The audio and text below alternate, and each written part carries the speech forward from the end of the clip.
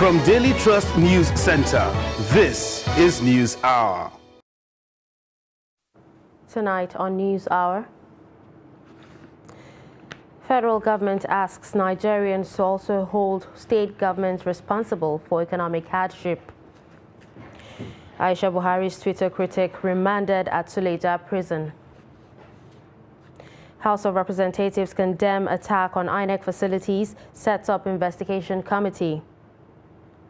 And on the international scene, Ivory Coast trial set to begin over 2016 terrorist attack on Tourist Beach. Hello and welcome to Trust News Hour. I'm Dashan Husseina Usman. The news in detail.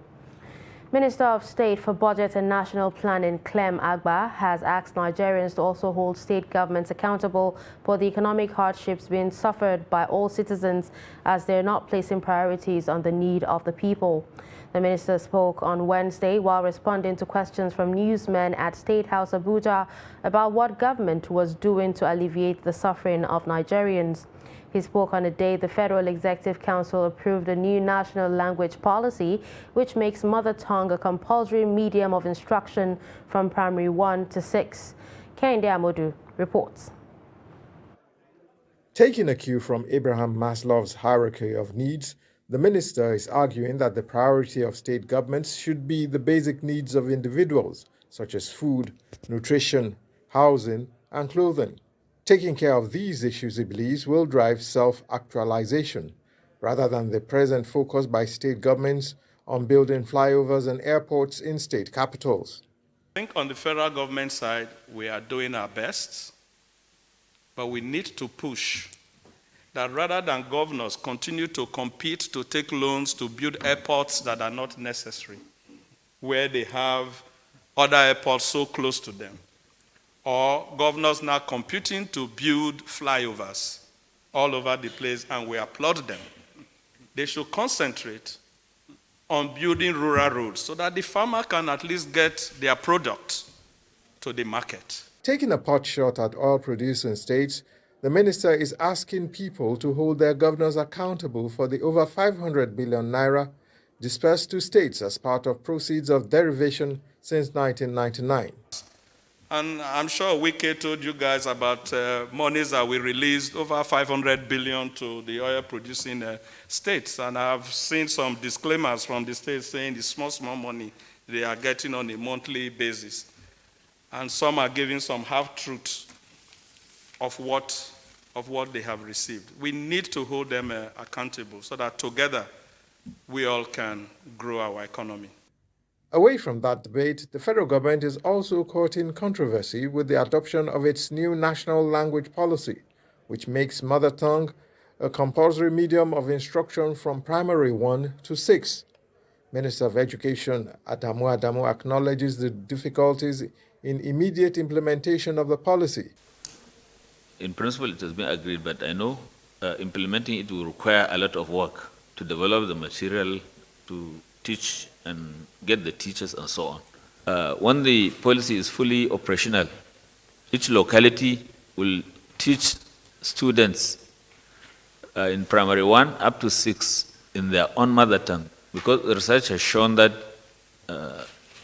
pupils learn much better when instruction is in their mother tongue at that level. But even at that time, while they are getting instruction in their mother tongue, they will be taught other Nigerian languages of their choice, and then they will be taught the international languages at certain stage, English, French, Arabic, and so on. Government is pursuing the national language policy to preserve cultures and their peculiar idiosyncrasies, as it would seem that societal values and norms are being rapidly eroded, while some languages have even gone into extinction. From State House Abuja, Kehinde Amodu, Trust TV News. The student of the Federal University, Dutse, who was arrested for trolling the wife of the Nigerian President Aisha Buhari on Twitter, has been remanded in the Suleja Correctional Facility in Niger State. Aminu Adamu was remanded on Tuesday after he was charged to court by the police. Adamu, a final year student, had tweeted a photo of the president's wife with a caption in Hausa which translates to "Mama is feeding fat on poor people's money." The tweet was posted on 9th June, but Adamu was arrested earlier this month when the tweet went viral. Several efforts have been made since 25th November to get the student released on bail, both on health grounds and because he will sit for the exams on 5th of December. The court will consider the bail application on Wednesday. In the same vein, opposition parties on Wednesday called on the Department of State Services and the Nigerian Police Force to release the student who criticized the wife of the president, Aisha Buhari, without further delay. Security operatives had allegedly abducted and tortured Aminu Mohammed, a student of the Federal University Dutse, for criticizing the First Lady in a post on his Twitter account.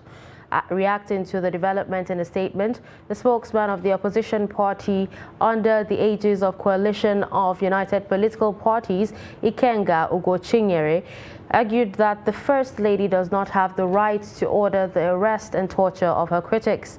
The opposition parties, however, offered free legal support to the detained student, insisting that holding him in detention while missing his exam was evil and cruel in nature. Moving on to crime, Adamawa State Police Command says it has arrested 909 suspects and recovered 22 AK-47 guns as well as 48 locally fabricated rifles. According to the command, out of 909 suspects apprehended, 845 have since been prosecuted. Salis Lawan reports that the suspects were nabbed for armed robbery, kidnapping, culpable homicide, rape and other sexual offences. The report. The Commissioner of Police, S.K. Akonde, while parading a total of 27 suspects arrested recently at the police headquarters, said from February to November 2022, the command has recovered 22 AK-47 rifles, 15 motor vehicles and trucks, 25 tricycles and motorcycles, 14 locally fabricated single-barrel guns, and 326 live ammunitions. Others includes 22 empty magazines, 7 cartridges, 27 cutlasses, 68 handsets, 17 air conditioners, hard drugs, 4,915,000 and several other items. CP Akonde explained that the effort is a collective responsibility by officers and men of the command from January to date. The command has successfully recovered 22 AK-47 rifles, 48 locally fabricated guns, and other exhibits as displayed. All these things are not possible without the support of the government and people of Adamawa State. The exhibits are here for you to interrogate, and God Almighty will be with all of us.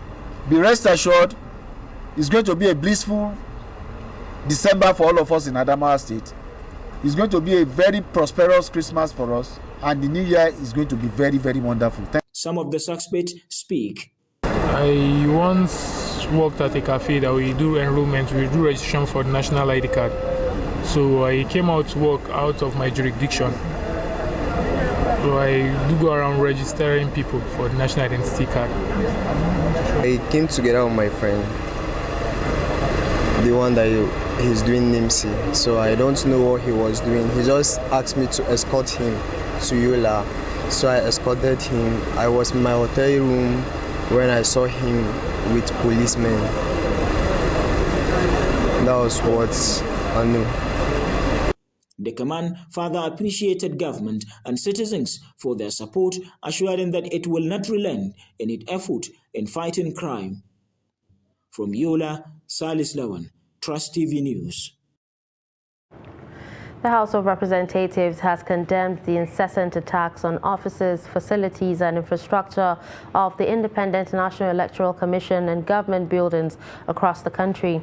Moving the motion, Olaran Waju Kunle, representing Ekiti North Federal Constituency, said the frequent systemic arson and attacks on the personnel, offices and facilities of INEC are targeted at crippling the Commission and scuttling the 2023 general elections.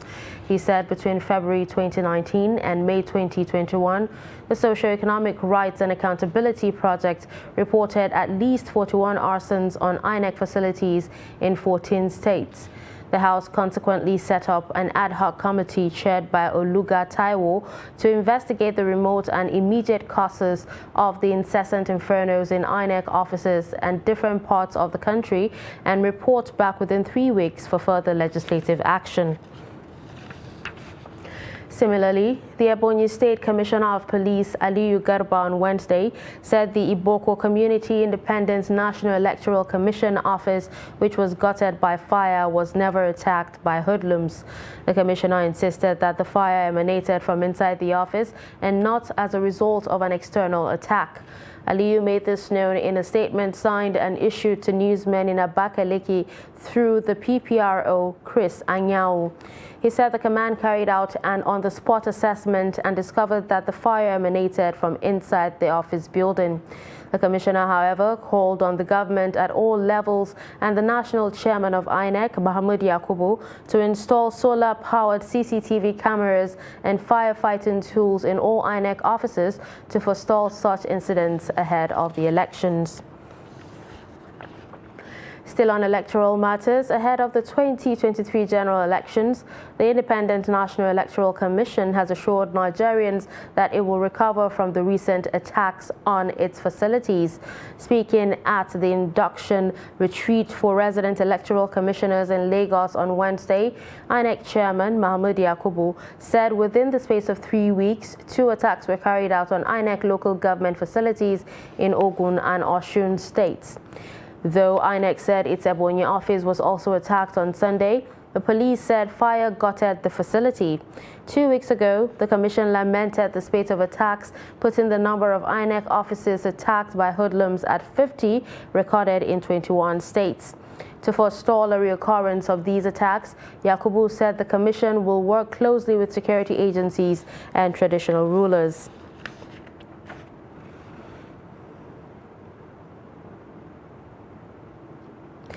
Moving to politics, former governor of Kaduna State, Ahmed Makarfi, has urged the opposition People's Democratic Party to unite and chase away the ruling All Progressives Congress in the 2023 general elections in the country.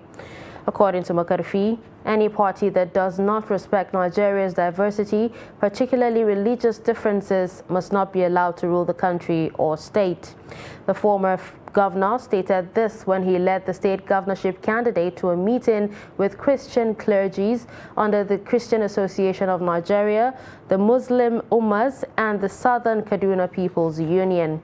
A 2-term senator who canvassed support for the presidential and state governorship candidates of the PDP, Alhaji Atiku Abubakar and Isa Ashiru, for 2023 polls, urged the electorate not to allow themselves to be deceived under the guise of religion to make a wrong choice.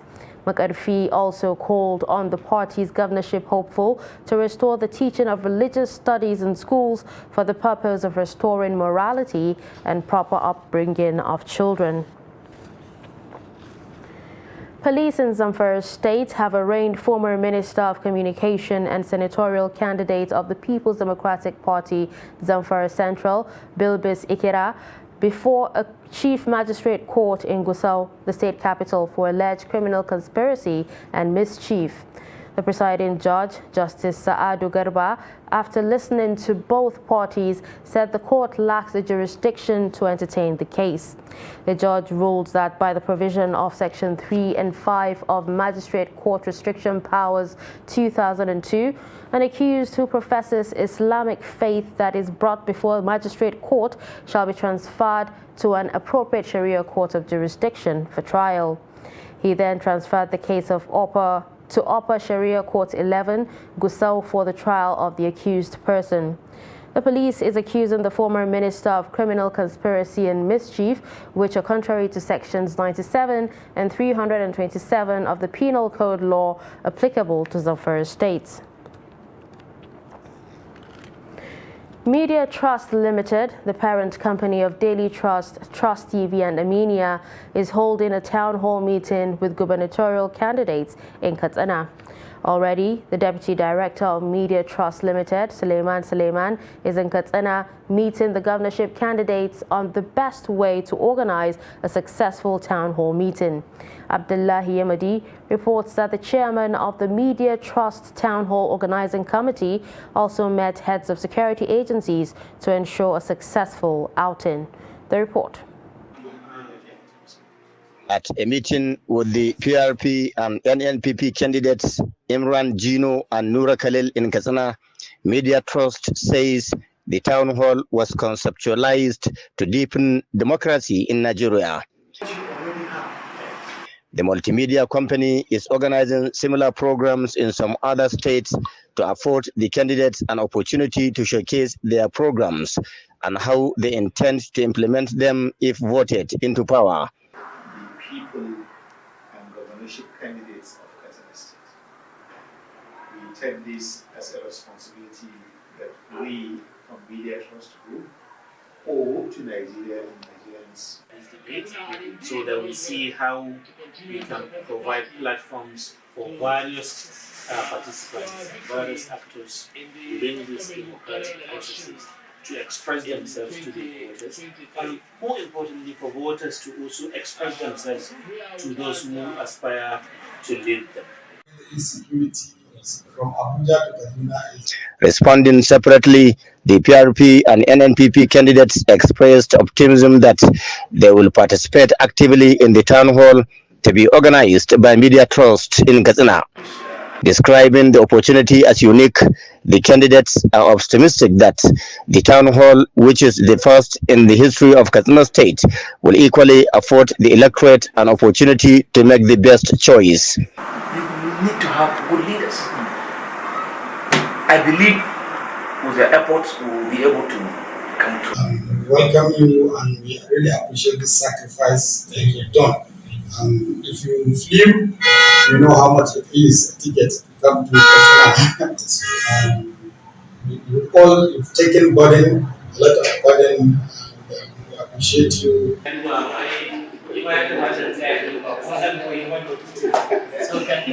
The Media Trust Town Hall Organizing Committee Chairman Suleiman also met the police and DSS chiefs in Katsina to seek their support towards a successful program.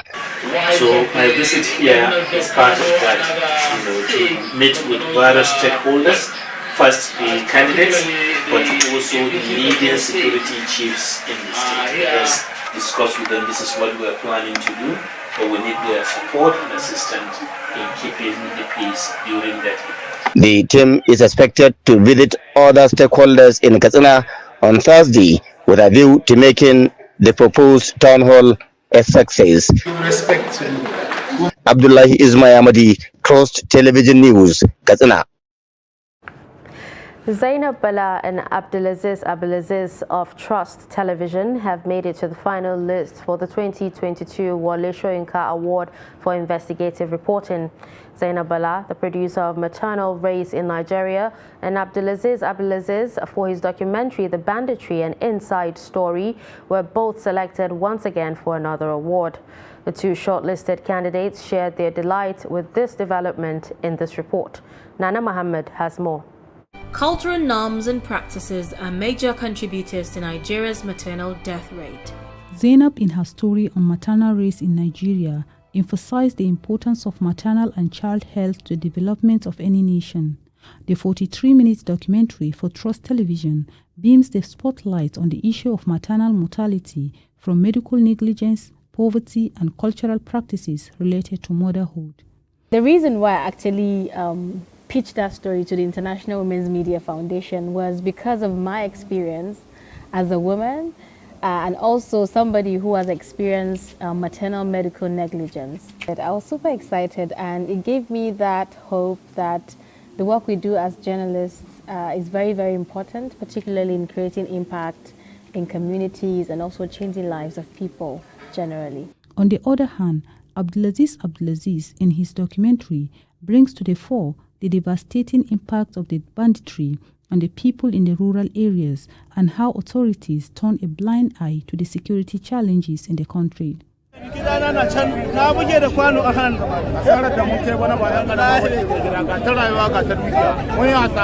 His story shows how victims are recovering and yearning for peace in the region.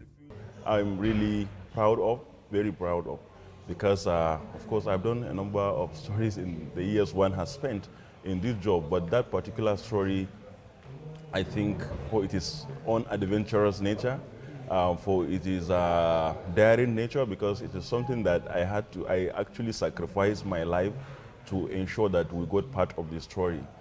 The Soyinka Award for Investigative Reporting honors works of reporters from print, online, photo, editorial cartoon, radio and television. The award rewards, promotes and encourages best practices in journalism. Nana Muhammad, Trust TV News, Abuja. Well, congratulations are in order. Now moving on to security, the Nigerian Army on Wednesday in Abuja displayed some security gadgets developed locally to enhance operational efficiency of troops in the fight against insecurity. The gadgets were displayed at the conclusion of the seminar on interagency collaboration and utilization of technology for national security. Some of the items displayed included drones, trackers, communication gadgets, vehicles, guns and other security gadgets. Director General, Nigerian Army Resource Center, Garba Wahab, hailed the military for the feat, adding that the development of more indigenous technologies will tackle these insecurity challenges in Nigeria. He emphasized the need for interagency cooperation in the manufacture of military equipment in the country. Surveyor General of the Federation, Agboganiyu Adeyemi, on Wednesday said the Nigerian military needs geospatial data to end insurgency in the country. Adeyemi said the Office of the Surveyor General of the Federation is collaborating with security agencies utilizing geospatial intelligence to tackle insecurity in the country. The President Surveyors Council of Nigeria, Clement Nwabichie, cautioned against putting up buildings without proper survey plan. The report. We now talk of digital warfare, where you sit down in your house and you deploy drone, where you sit down in your house and you know the terrain more than the person that owns the terrain in terms of 3D mapping. So that is where we are now. We don't talk about the number of army you have in your arsenal, but we talk about how digitally implied are you. There is a law, the Survey Coordination Act, that empowers the Surveyor General to coordinate survey activities in the country. There are certain activities you want to do in the country, you must tell the Surveyor General with a notice. I am doing this, especially things like mapping. When you give him that notice, he gives you what we call a counter notice, telling you, please, if you are doing this thing, this is what you need to do.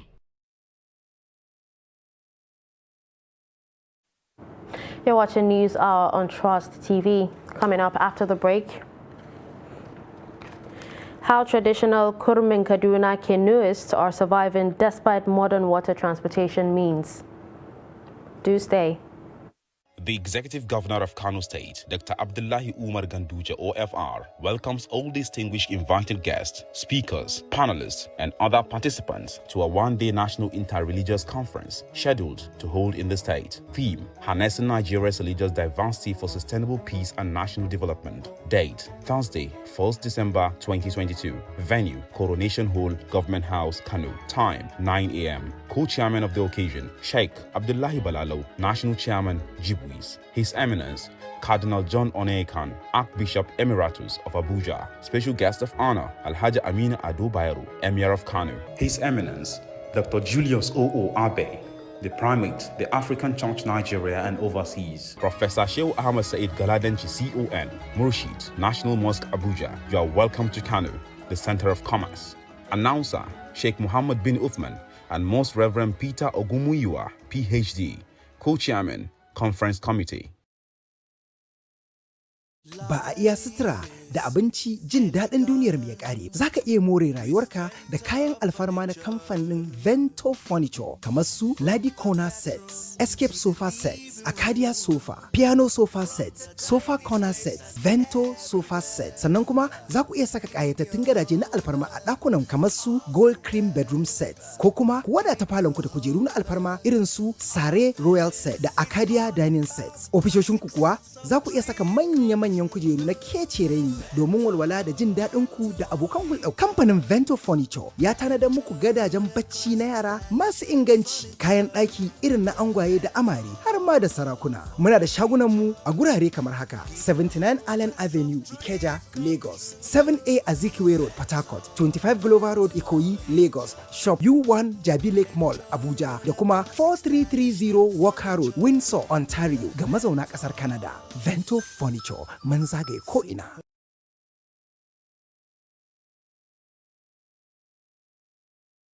Nigerians, elections are here again. Let us shun violence. Let us play the game according to the rules. Do not be a thug. Say no to violence. Let's rise and defeat violence, crime, and sabotage against the peace of our nation. Nigeria is the only country we have. We must do everything to keep it united. We must avoid any act that promotes hate and disintegration. Say no to separatist movement, terrorism, fake news, hate speech, religious bigotry, and any act that tends to divide us as a nation. Watch out for strange gatherings and suspicious movements. Restrict access to sensitive documents and data, the disclosure of which may damage national security. Educate your staff and family, particularly on measures to safeguard information and report security breaches. Apply relevant legal security guidelines to protect yourself and your neighbors. Due to misinformation and wrong choices, some idle persons resort to vices in their greed to get rich quick. They resort to kidnapping, killings for rituals, and other heinous crimes. Avoid wrong use of the social media. Before you broadcast that false message, think twice. Ask whether it will promote peace or violence. For safety at home, still be security conscious. Educate your household on safety tips. Report all suspicious movements and persons to the security agencies nearest to you. Be a good citizen. Be patriotic. To pass security information, please call 0813-222-2105, 0915-339-1309, 0908-837-3514, or send a mail to dsspr@dss.gov.ng. This message is from the Department of State Services, DSS.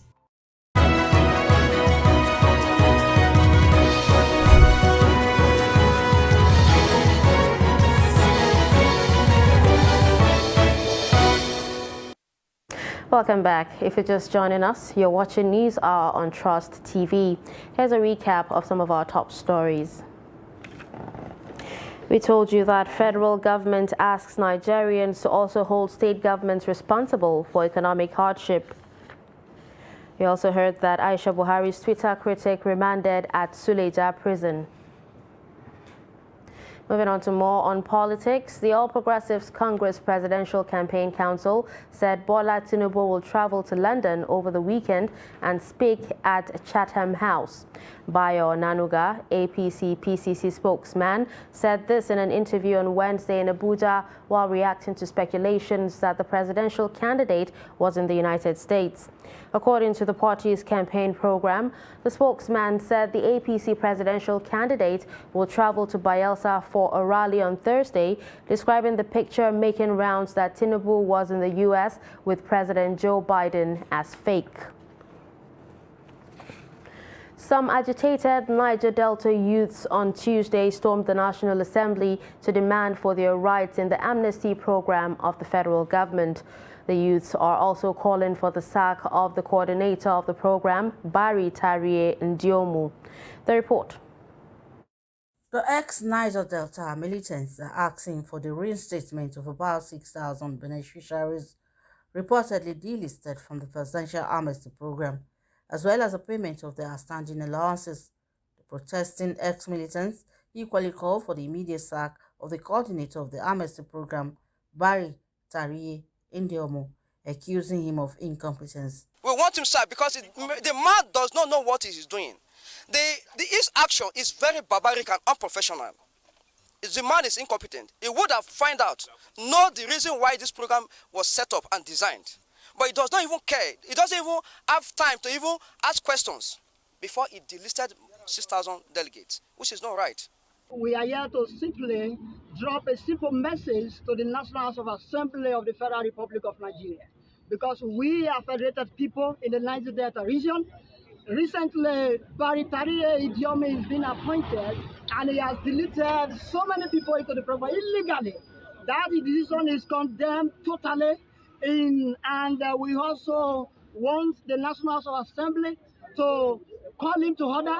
If his capacity cannot carry that office, he should be sacked immediately. We have no issue with the federal government because they grant us amnesty, and all our benefits that has been stated when this program was being signed has not been given to us. We have allowance. We have the federal government agreed to build house for us in any part of the country. It has not been done.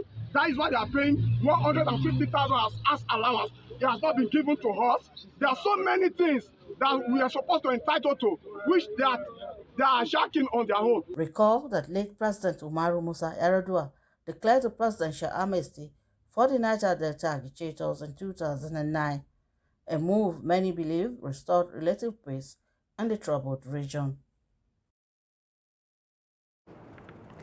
The anti-vandal operatives of the Nigerian Security and Civil Defense Corps in Niger State have arrested 35-year-old Bulus Samari for allegedly vandalizing NNPC pipelines at Zazzaga community of Munya local government of the state. The public relations officer of the command, Nasir Abdullahi, who paraded the suspect in Mina, said the suspect was arrested with a Gulf Saloon wagon loaded with 27 jerrycans of 25 liters each of crude oil believed to have been vandalized along Sirkim power pipelines. He said the suspect was arrested after credible intelligence from locals of oil theft going on in the area. Abdullahi said during interrogation, the suspect admitted to having bought the product from one Amos in Paimasa village under Chukun local government area of Kaduna State. The Corps Public Relations Officer said the command, with support from vigilantes and local communities, have continued to monitor the activities of vandals along Sirkim power axis to protect the critical national assets and infrastructure. 327 jerrycans of 25 liters each with product suspected to be crude oil believed to have been vandalized along Zazzaga Sirkim power pipeline. This arrest was made on Tuesday, the 29th day of November 2022. The suspect, one Bulus Samari M, age 35 years, a native of Kaduna State, based in Sirkim power, upon interrogation admitted to have bought the product from a local named Amos from a village called Paimasa.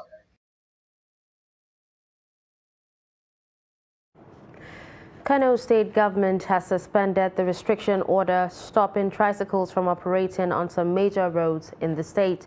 The managing director of the State Roads and Transport Agency, Baffa Babba, who disclosed this to newsmen, said the decision is due to the lack of adequate preparation by the Bus Mass Transit Company to commence operation as of Wednesday 30th. The MD added that the restriction is suspended until further notice. With regard to the issue of tricycle ban on following some expressways in Kano, which include Hadija Road and Gwarza Road, the government have heard the outcry of the people, the outcry of the tricycle leaders and the tricycle riders, and have decided to allow the tricycle to continue to operate on these roads that we ban them, while the buses will also continue to operate on the same route. However, the government have decided because of the maturity shown by the leadership of this association, which is very unlike them, you will agree with me. They usually go on strike. They usually do so many things that are against the law and order when things like this come up. But this time around, they behave themselves in a manner that the government is proud of them.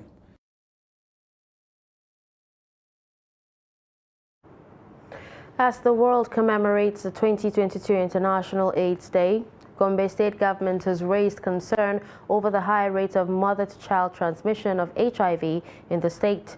The State Commissioner for Health, Habu Dahiru, stated in a chat with newsmen to commemorate the day. Ibrahim Ismail reports. Gombe State has an estimated number of 43,000 people living with human immunodeficiency virus, HIV, although statistics have shown that the HIV prevalence rate dropped from 5.8% in 2006 to 1.2% in 2021. Gombe has a high rate of mother-to-child transmission of the virus. If you're positive, now you identify with another positive person, marriage, and you reduce the transmission. Every center where we do antenatal care, and there's no village, any place that has a maternity or a clinic or a PHC or a general hospital, we do health talk on HIV, and any woman that attends antenatal care is screened for HIV. To curb the spread of HIV in the state, the Ministry of Health cautioned health personnel to ensure accuracy in blood screening before any transfusion is done. That's why it's part of what I am doing that made me know that some people, some quacks, if I use the word, even if you're a health worker, you know you have your limitations. There are SOPs. If you are in a facility where you don't have facility to conduct blood screening before transfusion, and screening is not just about knowing the blood group. You also need to know the RH. You also need to know other disease conditions like hepatitis, like HIV, like this. No, so it is beyond just saying blood group. Some residents speak on personal preventive measures against HIV. Okay, I'm not engaging myself in parties, birthdays or sexual immorality, etc. Because if you say that you engage yourself in, for example, parties, you will meet some bad friends or something bad may happen to you there. So I'm not engaging in it. Ala kulli halin na guji zina, na guji cin amana ko kuma. I abstain from adultery and any other things forbidden in Islam. It is not by my ability, but I always pray to protect myself. Addu'a nake yi da kuma kiyayewa ga halin da zan tsinci kaina a wannan rayuwa da ake ciki. The theme for the 2022 World AIDS Day is End Inequalities and AIDS. It highlights the growing inequalities in access to essential HIV services, particularly for children, youth, key populations, and women who are holding back progress in ending AIDS. From Gombe, Ibrahim Ismail reporting for Trust TV. The Managing Director of Optimal Cancer Care Foundation, Femi Olaleye, has been remanded at the Ikoyi Correctional Facility pending the fulfillment of his bail conditions. Olaleye is facing a 2-count charge of defilement and sexual assault by penetration of his wife's 16-year-old niece. He was arraigned by the Lagos State government on Wednesday at the Sexual Offences and Domestic Violence Court in Ikeja area of Lagos. The court granted him a bail of 50 million naira with 2 shorties in like sum after the doctor pleaded not guilty to the charge preferred against him. The court fixed 19 and 21 December for the continuation of the trial. Over the years, girl-child education, especially in many northern states, has been threatened by a number of factors, among them early marriage. In Kano State, rural areas are the worst hit by the early marriage syndrome, hence the need for interventions to bridge the gap. In this report, Trust TV correspondent Idris Jibrin takes a look at how girls are assisted to transit and complete secondary education in Kano State. The report. Education world over is believed to be the key driver to the socio-economic development and progress of any nation. And Nigeria is not an exception, even though parents, especially mothers, are often blamed for the failure to achieve complete secondary education among girls. Even if we build the schools, even if we give the financial assistance, the parents must allow the girls to come to school first before she enjoys this benefit. So as the government is there building schools, repairing schools, giving financial assistance, the parents also, especially in our rural areas, needs to be sensitized on the importance of educating our girls. But in Nigeria, particularly across the north, adolescent girls seems to be marginalized, either by government inability to provide conducive environment for girls' education or parent failure to enroll their girls to school. Local communities are still negative social norms, that there are still some belief that girls are not necessary for them to attend secondary education and to the completion cycle. Like you see, maybe they started from primary school and they got married and at the end.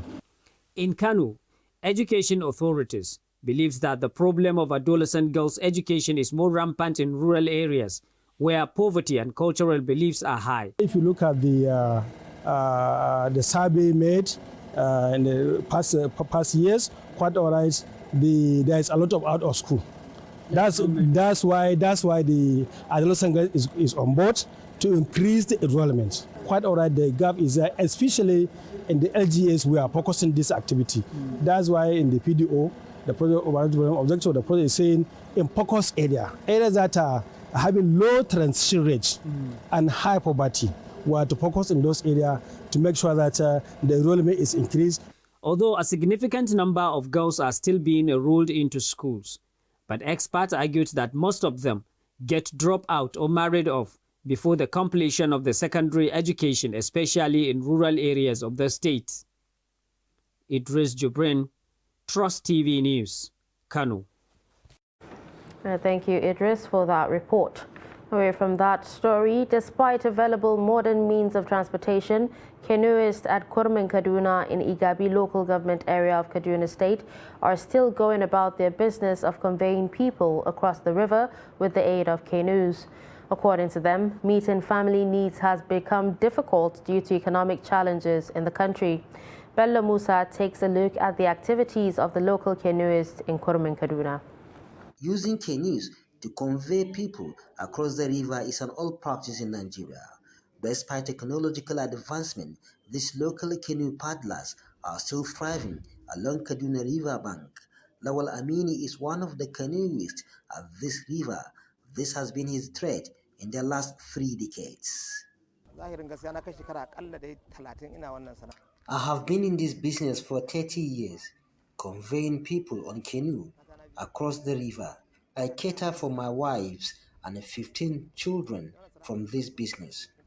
According to him, canoe paddling is a good business that brings them daily income. We collect 15 naira per person. In a day, I earn 1,500 naira, sometimes even 2,000, depending on the influx of people who want to cross the river. Though they operate within local communities and earn daily income, they are, however, not spared from the biting economic situation in the country. The cost of living is affecting us. Though we get income every day, what we get can no longer meet our family needs. Our work is more like a philanthropic one because we sometimes help students by conveying them across the river for free. For efficiency in their work, Lawal wants government to provide them with modern canoes to ease their operation. Bello Musa, Trust TV News, Kaduna.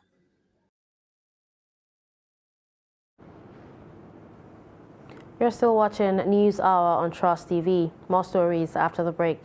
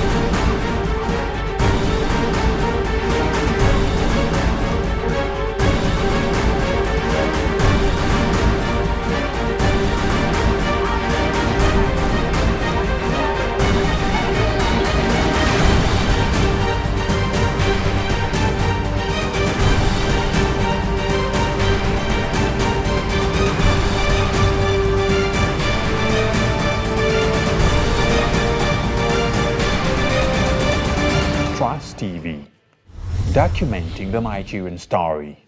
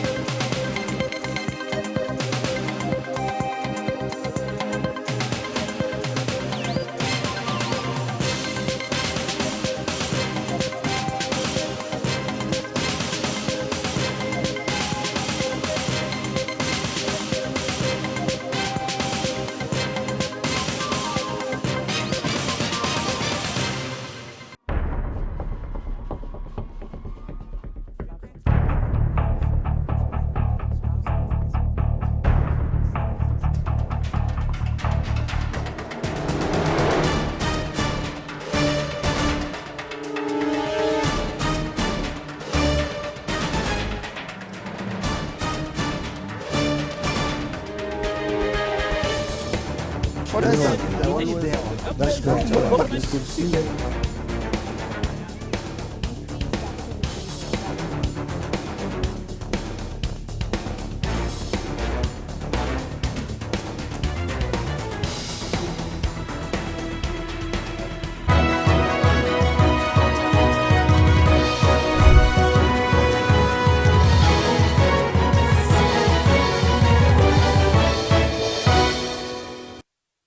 Welcome back.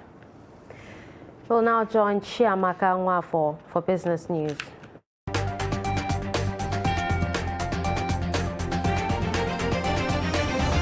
Nigeria's pension assets under management by pension fund administrators, PFAs, rose to 14.59 trillion naira at the end of October 2022.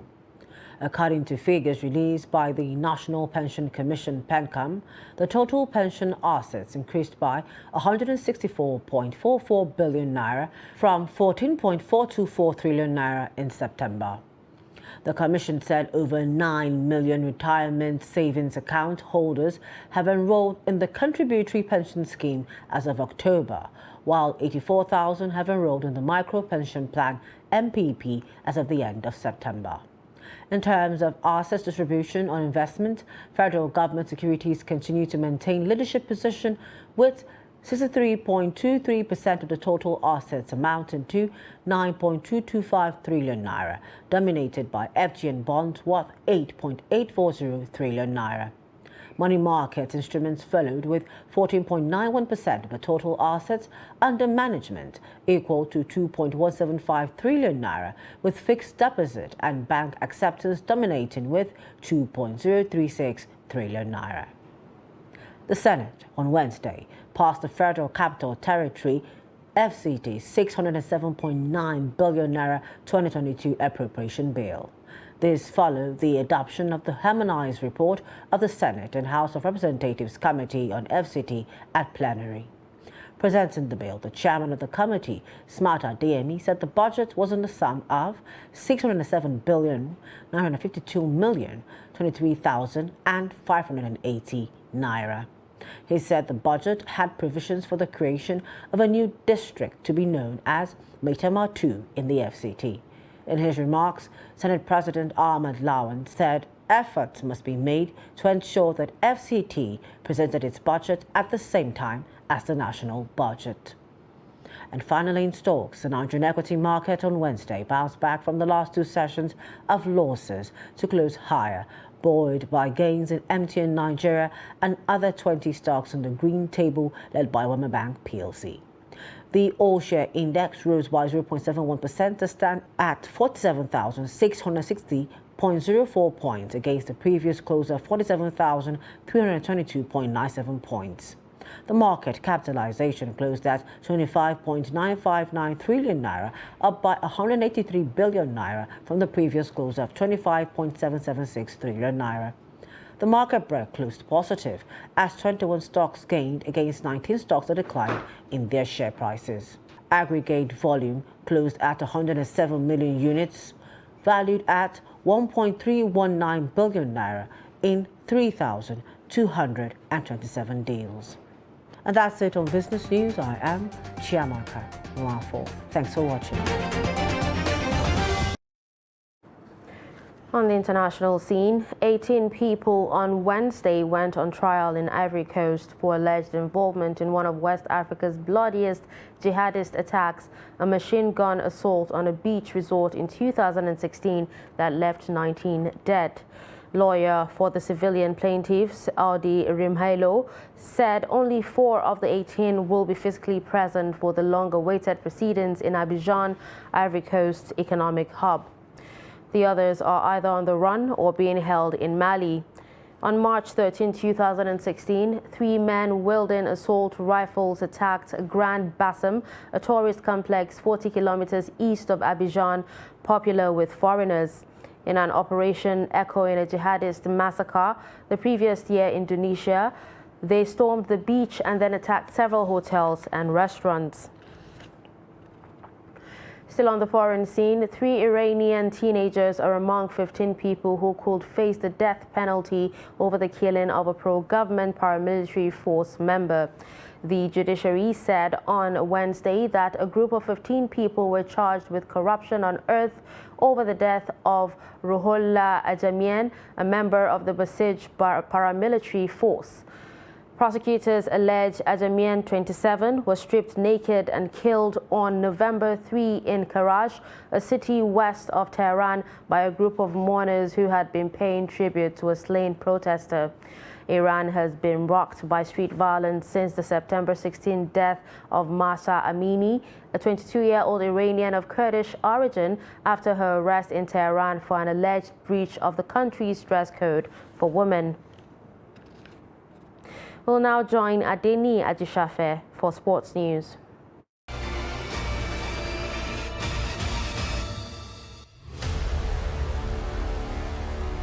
Delta State has picked their first gold medal at the National Sports Festival holding in Asaba, Delta State, a signal that they are ready to defend the trophy won in Edo State as defending champions on home soil. Team Delta cyclists beat Oyo, Plateau and Lagos to emerge winners in the 12-kilometer mixed relay decided on Igbuso Road. Edo and Rivers State were disqualified for their inability to present the minimum of 3 female cyclists required for the event. Athletes are competing for medals in 30 sporting events at the 21st National Sports Festival. And in football, Tunisia head on to register a shock victory over France at the 2022 World Cup in Qatar, as France had a goal ruled offside the final minute. Despite the victory, Tunisia failed to qualify for the last 16. Substitute Antoine Griezmann volley in a dramatic equalizer at the Education City Stadium, but the VAR decision meant Tunisia captain Wabi Kazri's brilliant first-half goal proved to be the winner. However, with Australia recording a 1-0 victory over Denmark in the other match in Group D, Tunisia's hope of progressing had been dashed before Griezmann's goal was ruled out. France are through to the last 16 as group winners, having already secured qualification with victory over Denmark in the last game.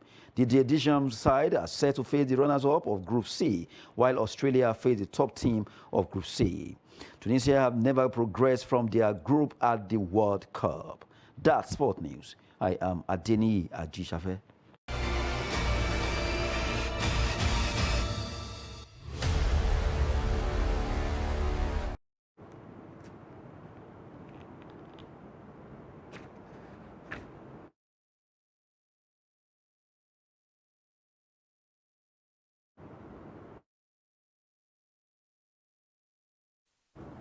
And with that, we've come to the end of News Hour on Trust TV.